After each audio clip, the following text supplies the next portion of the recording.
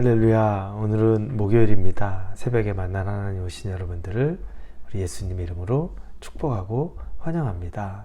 기도하겠습니다. 하나님, 좋은 날 주시니 감사합니다.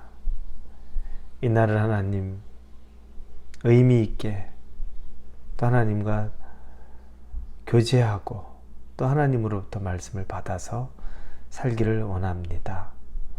주시는 말씀을 가감없이 내 마음의 양심이 울리는 대로 하나님이 저에게 터치해 주시는 대로 느끼고 또 누리고 결단하는 시간 되게 하여 주옵소서. 세상을 이길 힘은 말씀의 능력입니다. 하나님의 음성이 내 귀에 들리고 내 마음에 심겨져야 이 세상을 하나님 기쁘게 하며 살 수 있습니다. 그날 허락하여 주옵소서. 예수님의 이름으로 기도합니다. 아멘. 오늘 말씀은 사도행전 10장입니다. 사도행전 10장 10절부터 16절까지의 말씀 같이 보겠습니다. 사도행전 10장 10절부터 16절입니다. 우리 같이 10절부터 읽겠습니다. 그가 시장하여 먹고자 하매 사람들이 준비할 때 황홀한 중에 하늘이 열리며 한 그릇이 내려오는 것을 보니 큰 보자기 같고 내 귀를 메어 땅에 들이었더라. 그 안에는 땅에 있는 각종 네 발 가진 짐승과 기는 것과 공중에 나는 것들이 있더라. 또 소리가 있으되 베드로야 일어나 잡아먹으라 하거늘 베드로가 이르되 주여 그럴 수 없나이다. 속되고 깨끗하지 아니한 것을 내가 결코 먹지 아니하였나이다 한데 또 두 번째 소리가 있으되 하나님께서 깨끗하게 하신 것을 내가 속되다 하지 말라 하더라. 이런 일이 3번 있은 후 그 그릇이 곧 하늘로 올려져 가니라. 아멘. 우리는 어제 시간에 고넬료는 경건한 사람이라는 것을 보았습니다. 그 사람은 기도하는 사람이었고 또 하나님에게 늘 충실하려고 하던 사람입니다. 그런데 그 고넬료가 개인 기도를 하는 오후 3시의 시간에 환상을 봅니다. 경건한 사람답게 그가 기도하는 그 오후 3시에 환상을 보는데 환상 가운데 천사가 나타나서 하나님의 메시지를 전하는 겁니다.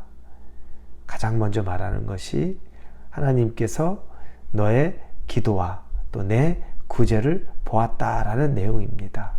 하나님이 고넬료의 기도를 들었고 그리고 그의 구제를 보았다는 겁니다.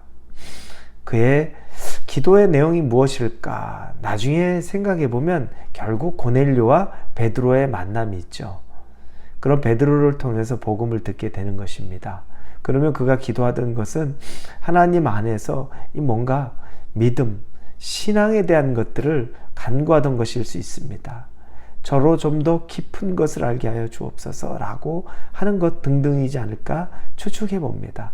여하튼 그가 기도하는 그 시간에 환상 중에 천사의 음성을 듣습니다.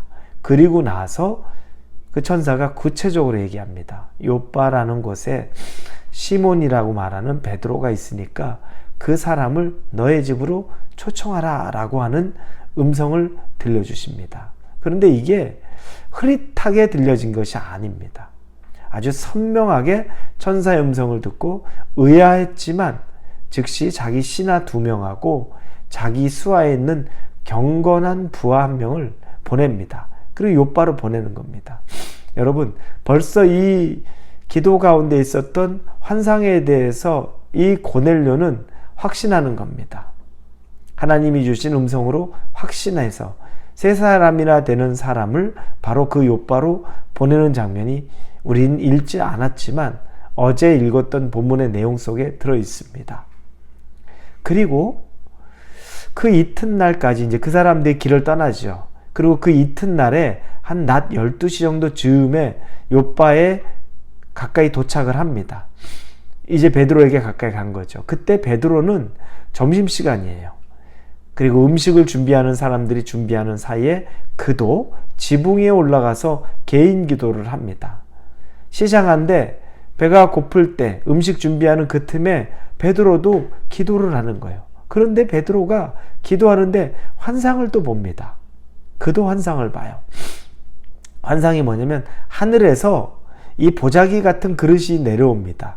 네 구퉁이가 이렇게 있는 그릇이죠. 근데 그 안에 네 발 가진 짐승들과 또 이 기어다니는 것과 또 날아다니는 새와 같은 짐승들이 있는데 음성이 들려서 말합니다. 이것을 먹으라는 거죠. 베드로야, 일어나 잡아 먹어라. 이런 음성이 들립니다. 그런데 베드로는 즉시 거절합니다. 배고픈 상태죠.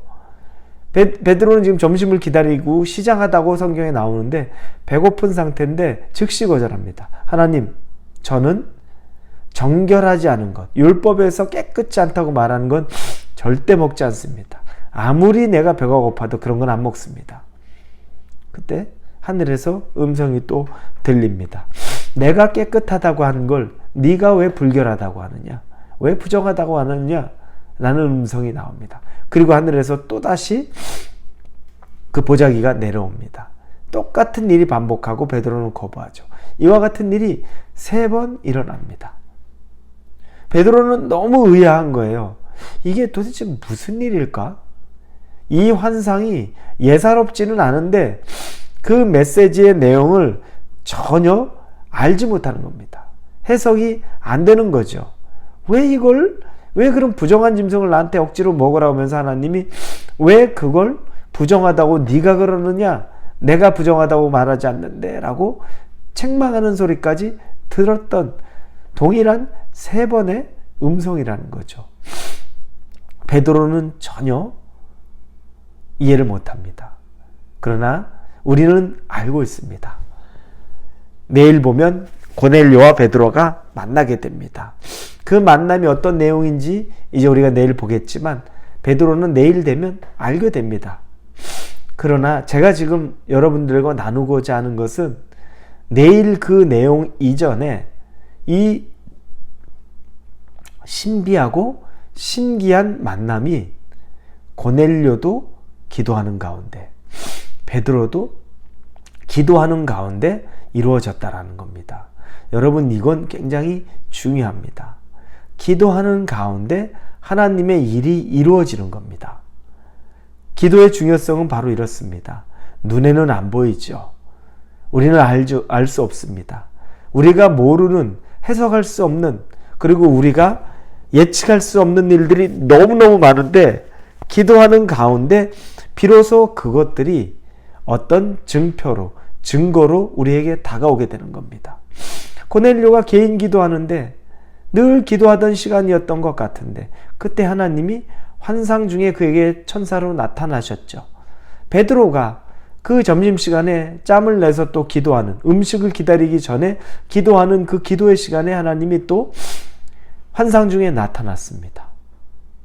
하나님의 일이 계획되어 있는데 기도하는 이 사람들을 통해 하나님의 일이 이루어진다는 겁니다. 여러분, 기도하면 세상이 움직여집니다. 기도하는 시간이 나를 변화시킵니다. 기도하는 시간에 우리 가정에도 변화가 옵니다. 기도하는 시간이면 우리 교회에도 변화가 옵니다. 이 세상이 변해가기 때문에 기도의 능력이 바로 거기에 있는 겁니다. 우리가 아무리 자녀를 교육할 때 잔소리 많이 해서 자녀가 변합니까? 안 변하죠. 그런데 잔소리하는 만큼 우리가 기도해 봤을까요? 그리고 한번 본다면 변하지 않을까요? 저는 단언코 말합니다. 우리가 그렇게 인간적인 소리를 내고 다른 사람들 나무라고 책망하고 그러는 사이에 우리가 기도를 하면 안 변할 것이 없이 많이 변할 것입니다. 부부관계나 왜 이것 안 해 저것 안 해라고 말하는 것보다 오히려 기도하는 것이 훨씬 빠른 변화의 시작입니다. 왜냐하면 기도는 하나님을 움직이게 하기 때문입니다. 하나님이 기도에 응답하시기를 원하기 때문입니다. 여러분, 이 기도의 능력에 거할 수 있기를 바랍니다. 기도할 때 하나님의 일이 보여지고 그 하나님의 일에 내가 개입되기 시작합니다. 익사이팅한 일이죠. 이 일이 기도할 때 이루어집니다. 그러나 기도하지 않을 때는 모든 것이 우연 같고 모든 것이 그냥 당연한 것처럼만 여겨집니다. 신비롭고 오묘한 일을 경험하지 못하는 겁니다. 기도함으로 여러분에게 하나님과의 그 귀한 만남과 친교가 있기를 예수님의 이름으로 축원합니다. 같이 기도하겠습니다. 하나님, 기도할 때 하나님을 만나는 것을 고넬료, 베드로를 통해 봅니다. 둘의 만남이 기도하는 가운데 이루어집니다. 우리가 살아있는 기도, 믿음의 기도를 하게 하여 주옵소서. 예수님의 이름으로 기도합니다. 아멘.